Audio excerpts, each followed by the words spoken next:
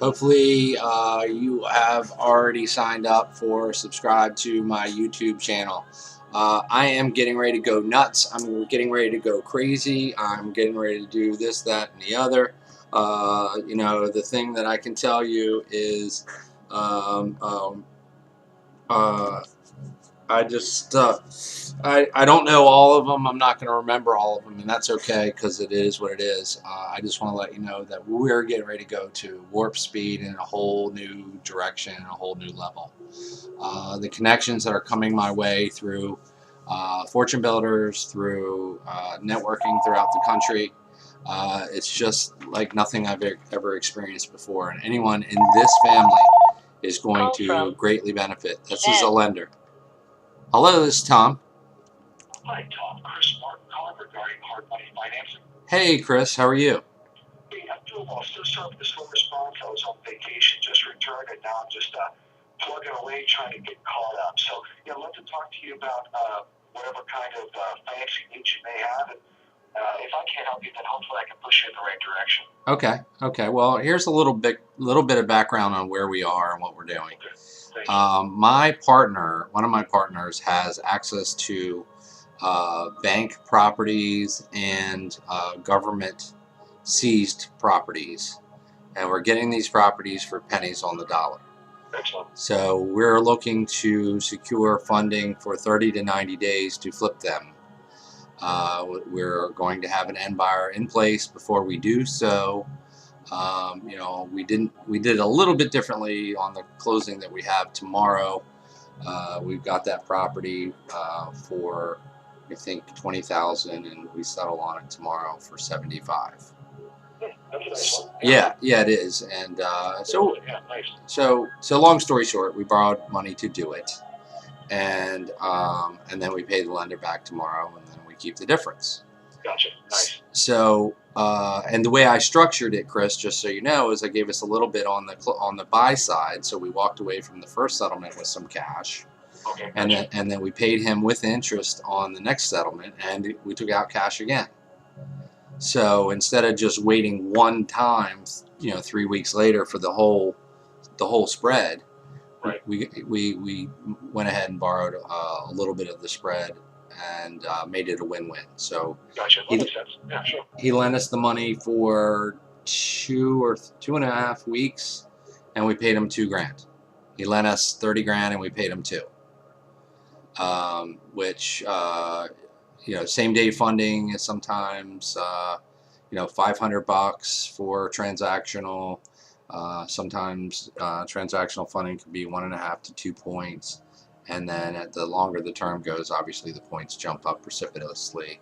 But as an example, we're working on a deal right now where we're going to be able to do that same kind of principle, but it's a 6-figure purchase and a 6-figure BC transaction. So again, we're going to need the money, and that's in a situation for like 30 to 60 days. But the way all the transactional funds have ever done, you have to have the end buyer in place. Sure. On the hard money that I've done is typically a minimum term of 6 months. So we could potentially, for example, we have a hotel in Florida. It needs about $125,000 in repairs. It's going to be worth probably 4 times what we paid for it. But we're not necessarily looking to hold it. We'd rather just flip it out and move on to the next one. So the opportunities that we have are pretty widespread. I think I want to say his name's Wilner. Yeah. Alphonse, I believe is how it pronounces that. Yes.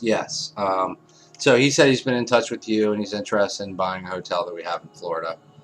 Yeah, I think he mentioned Orlando, if I wasn't mistaken, right? It's actually outside of Gainesville. Okay, Yeah, gotcha. and it's near some lakes, et cetera, et cetera. So, long story short, we're going to be looking for and doing short-term deals with either transactional funding or short-term hard money, private money, what have you. We do have a couple of private money sources, but not as much. Not as much in the way of capital as we will need. Gotcha. So I'm trying to find out if there or how. I do a lot of business dealings with Antoine Stevens, which is how I found out about you in the first place. Okay, yeah, I recall speaking with Antoine as well. Okay, and Antoine's actively involved with some of Kent Clothier's program. Gotcha. Kent Clothier is obviously a very successful real estate guru, and my partners and I are in Fortune Builders, Okay. which is Dan Merrill's program. Yeah, she got an office just a few blocks from here. Oh wow, okay. Yeah, CW Homes, Fortune Builders. Yeah, they're right around the corner from me. Actually, I'm here in San Diego. Their office in San Diego is probably about 3 or 4 blocks from here. Okay.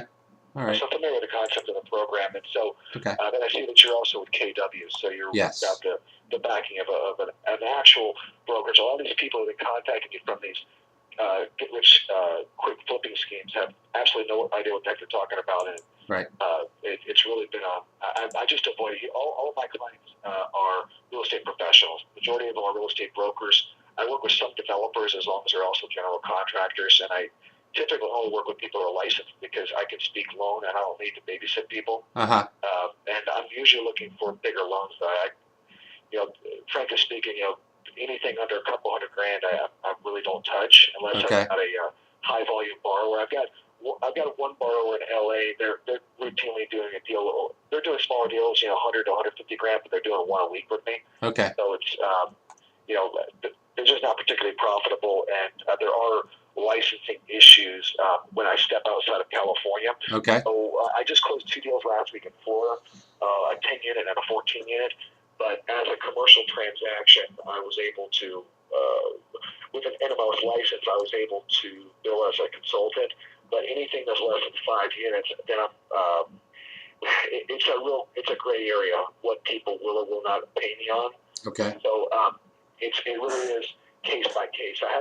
I've got a very friendly, high volume hard money lender based in Richmond, Virginia, who helps me on some of these deals. My brother's a high volume house flipper in Richmond, and so I've become friendly with his lenders, obviously, over the years, and they'll bend the rules and help me with some of these deals. But most of my deals, I'm going to be looking for a minimum of a couple $100,000, 5 units plus, or some kind of commercial type property, so gas station, hotel, whatever, preferably units, because that's the easiest place to find money.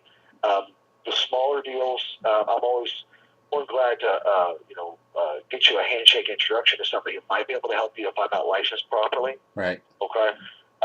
And then with any of your referrals that you give me, I can always give a referral fee with most commercial transactions as well. So, in Baltimore, I've got some good connections. Let me see. So I definitely have money in your area, but it's going to be just like any other hard money deal. It's going to be case by case.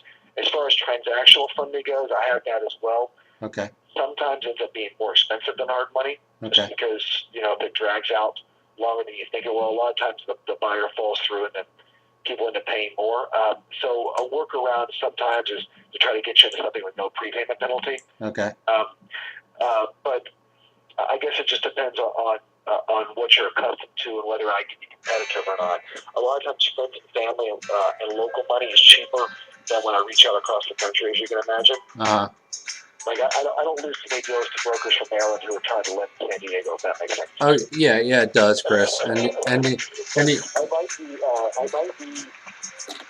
useful to your group when it comes to units nationwide. Can you hold on just a second, Chris? Never mind. I'll call him right back. But that was my partner. But what I was inventory. I'm so sorry. If you do have inventory in the Richmond area, I may have a buyer for you as well. So just keep that in mind. I'm strong in Richmond. Okay. Yeah, we're working on a deal in Florida, South Carolina, New Jersey, Yeah. Pennsylvania, Maryland, Yeah. Kansas. And like I said, I'm focused on, my team is focused on moving commercial properties. And, you know, we're typically going to need transactional funding for a period of time. Sure. And that time may be same day, maybe next day, maybe 30 days, maybe 60 days. But, I just want someone who's going to be able to be there to fund, two to, 600 grand, possibly 4 and 5 times a month. That's fine. I mean, that's my sweet spot. The majority of the stuff I fund is right in that zone. I think I closed 9 deals last month, and they range between 150 and 5. Well, actually, that was 675. So okay. But again, because in my line of work, it's all about who's going to actually take you seriously. Okay. Who's going to want to do the work, and it's really hard for me to motivate people on a small loan because there's just not much money to go around. And all of us who know what we're doing are successful. It's really hard to get motivated for less than a few grand. Yeah, I understand. So I mean, you're a real estate broker, so on a good deal, you'll double end it. Take down a 6-point deal and make 10, 15 grand. So if someone wants you to jump through as many hoops to make 1,500, you'd like to, but depending on your workload. And if you're in your area, if you're a multi-million-dollar agent, that means you're handling the luxury properties, and you're probably making your 10, 15, 20 grand hits. Right.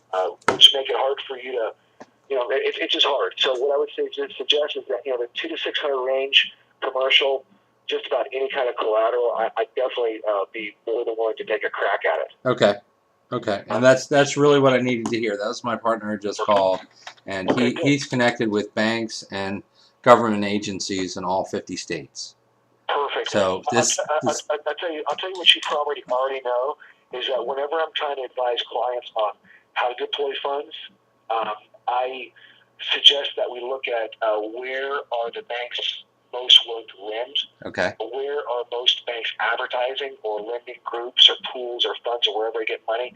Everybody wants units. Right. And from there, fewer people want offices, fewer people want hospitality, fewer people want automotive component like gas stations or whatever. So I would tell you, if you have your choice of collateral to choose from for acquisition, right now, there is more money for multifamily nationwide than anything else, which opens you up geographically, and it opens you up as far as lending relationships. Okay, so like the case I just closed, the 10 unit and the 14 minutes, I was able to survey 85 different lending groups for my clients, get 23 offers for financing, and then take across the finish line the best offer. Right, okay. Whereas when I get a gas station or a hotel or something, the range of lenders narrows dramatically, which means that your cost of funds is going to be significantly higher on average. Right. Gotcha. Okay. Well, I think you got my email, and okay. Yeah, I got you right here, Tom. Thank you. I appreciate the opportunity to work with you, Tom. And as far as Mr. Wilner goes, I'm not really sure where he is. I tend to work with highly motivated real estate professionals who give me what I need on demand without delays. And when I have somebody who has a purchase agreement, that's when I begin work.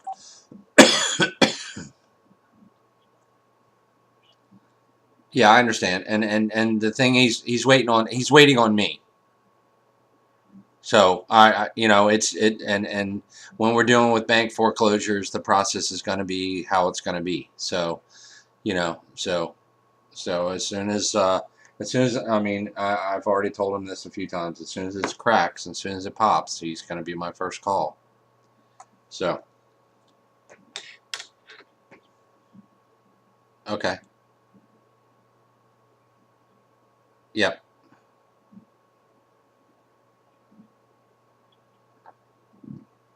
I understand.